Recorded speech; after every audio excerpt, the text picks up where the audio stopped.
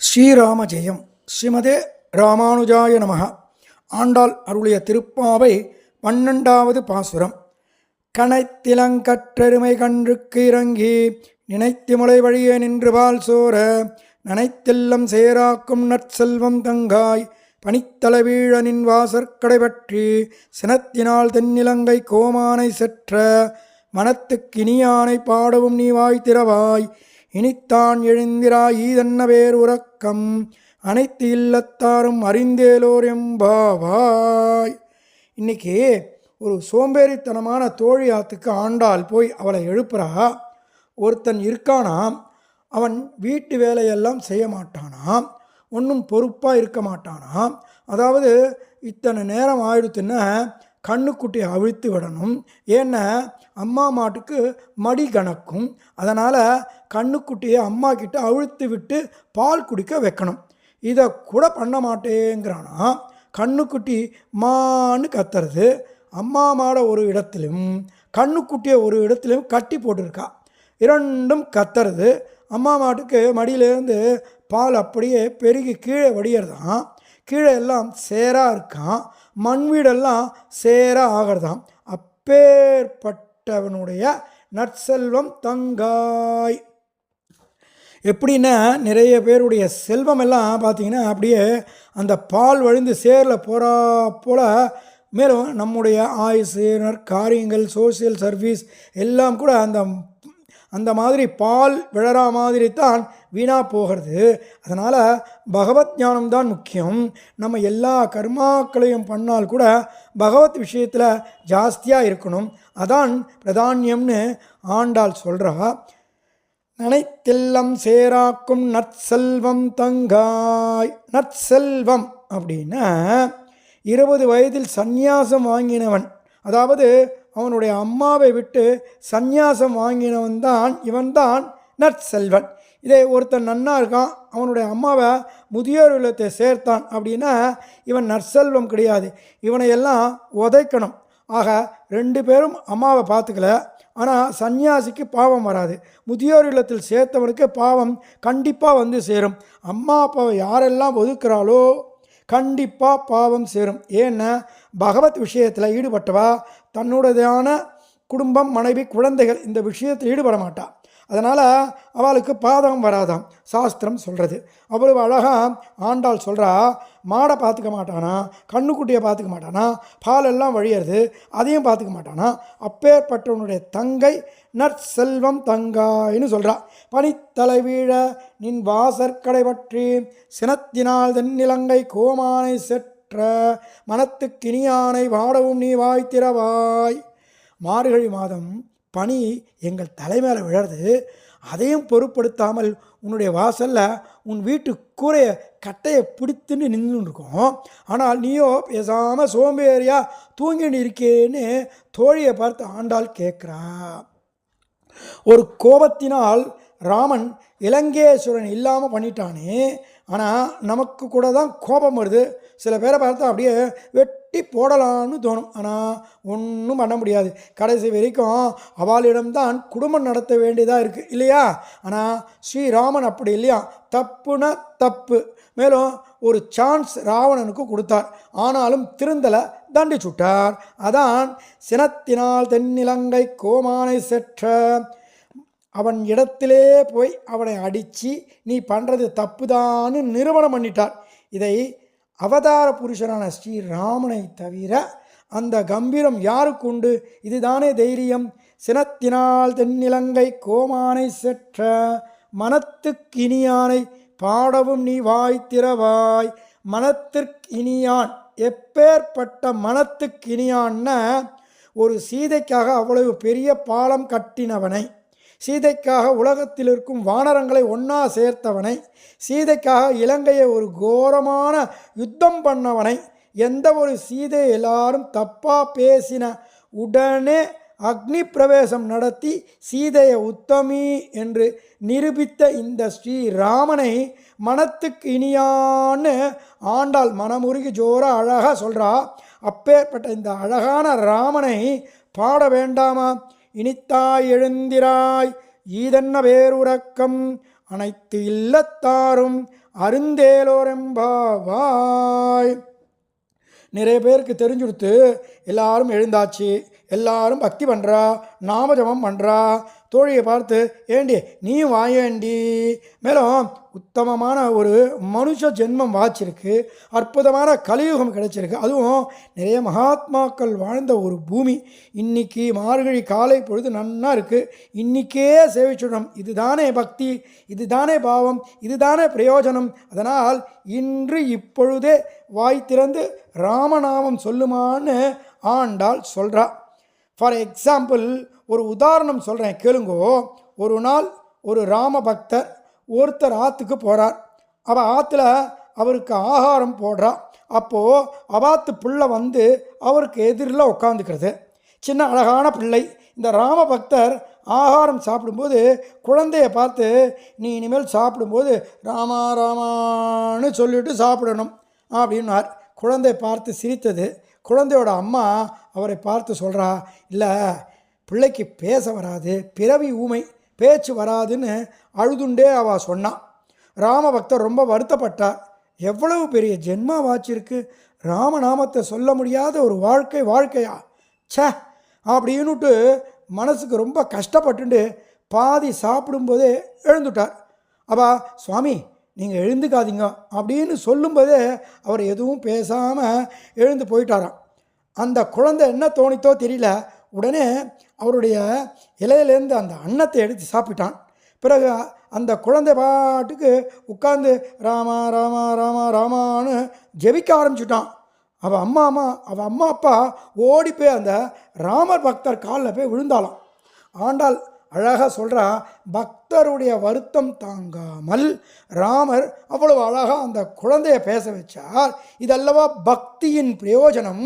ஆனால் நமக்கெல்லாம் வாய் இருக்குது, எவ்வளவோ வார்த்தை பேசுகிறோம், தேவையில்லாத வார்த்தைகள் பேசுகிறோம், மோசமான வார்த்தைகள் பேசுகிறோம், அர்த்தமில்லாத வார்த்தைகள் பேசுகிறோம், பாவம் தரக்கூடிய வார்த்தைகள் பேசுகிறோம், எல்லாம் பேசுகிறோம். ஆனால் பகவான் நாமத்தை அல்லவா வாய் திறந்து பேசணும். இதைத்தான் ஆண்டாள் சொல்கிறா, மனத்துக்கினியானை பாடவும் நீ வாய் திறவாய், இனித்தாய் எழுந்திராய், ஈதென்ன பேருறக்கம், அனைத்து இல்லத்தாரும் அறிந்தேலோர் எம்பாவாய். பெரியாழ்வார் சொல்கிறார், எந்த சமயத்திலும் நாம் கிருஷ்ணா ராமா கோவிந்தான்னு சொல்லணுமா. ஏன்னா இந்த ஆத்மா கோவிந்த நாமத்தை சொல்லி நல்ல ஒரு கதிக்கு அடைஞ்சுடாதான்னு ஒரு ஆசையாம். அதனால் நம்ம பகவான் நாமத்தை இன்று முதல் சொல்ல ஆரம்பிக்கலாமா? சரியா? எவ்வளவோ உத்தமர்கள் வாழ்ந்த இந்த தேசத்தில், இந்த உலகத்தில் நம்ம ராமநாம ஜபம் சொல்ல வேண்டாமா? 5 வயசு ஆண்டாள் குழந்தை அழகாக சொல்லி புரிய வைக்கிறா. இந்த கிருத்திகான்ற தோழியும் எழுப்பிட்டா. நாளைக்கு அடுத்த கவிதாங்கிற தோழியாத்துக்கு போய் அவளை எப்படி எழுப்புறான்னு புள்ளின் வாய் கீண்டானை 13ஆம் பாசுரத்தில் மீதி நாமத்தையும் அனுபவிப்போம். ஆண்டாள் திருவழியிலே சரணம். ஸ்ரீமதே ராமானுஜாய நமஹ. மடிப்பாக்கம் கண்ணன்.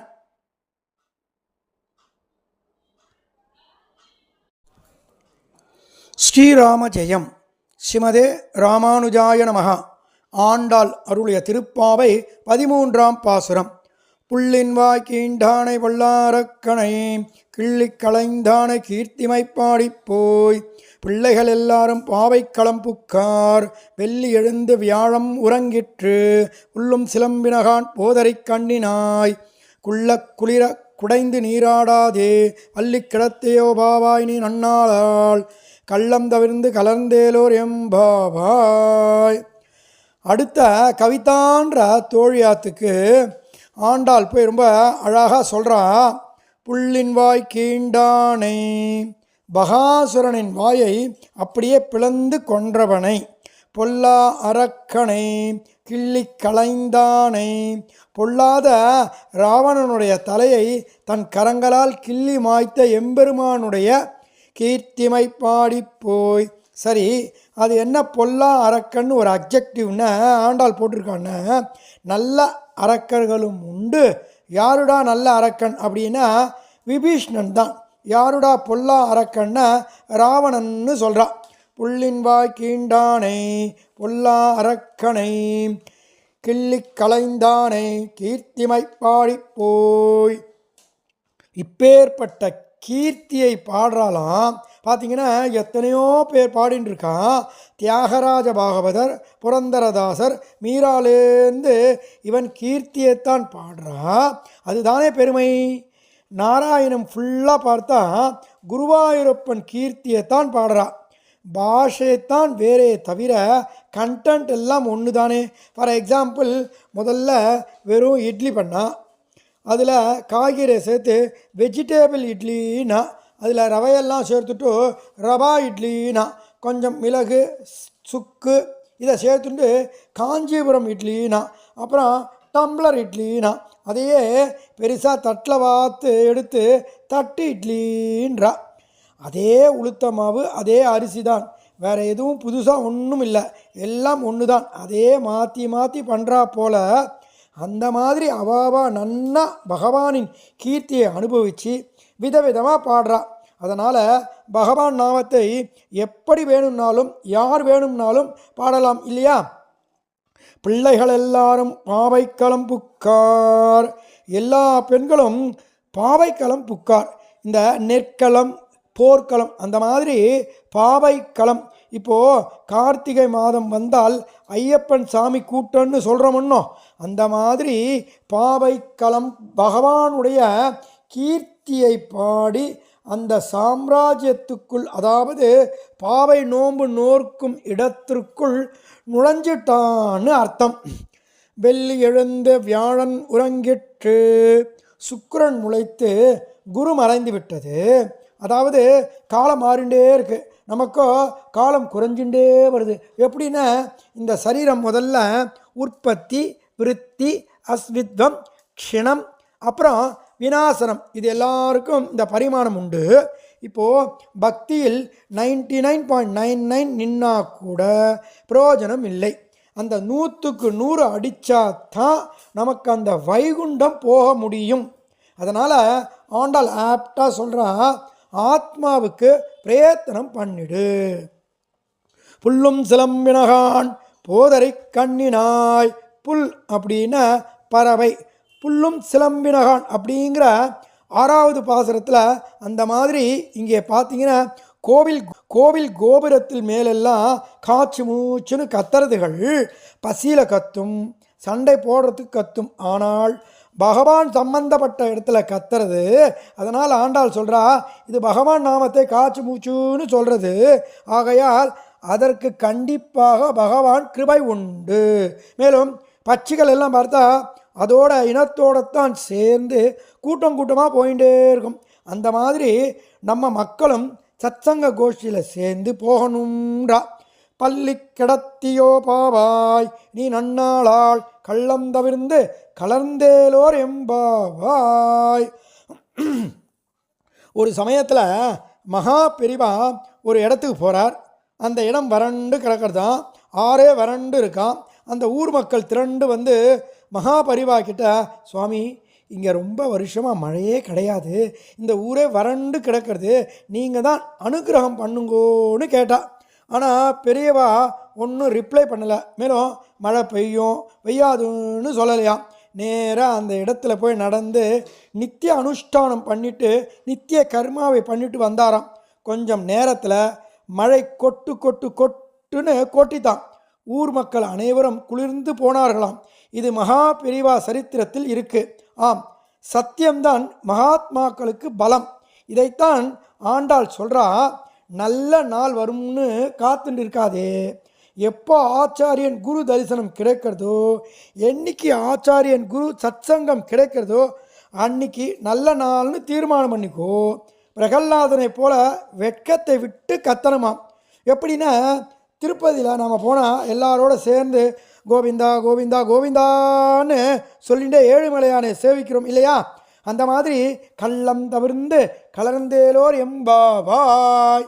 அதனால் எங்களுடன் சேர்ந்து உடல் குளிர அமிழ்ந்து நீராடாமல் நீ மட்டும் என்னடான்னா பள்ளியனில் நன்னா தூங்கிட்டு இருக்கையாய், எழுந்துருமான்னு கவிதான்ற தோழியை எழுப்புறா.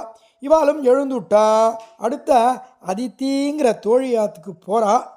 அதை நாளைக்கு உங்கள் புழக்கடை 14வது பாசுரத்தில் மீதியை அனுபவிப்போம். ஆண்டாள் திருவடிகளே சரணம். ஸ்ரீமதே ராமானுஜாய நமः. மடிப்பாக்கம் கண்ணன்.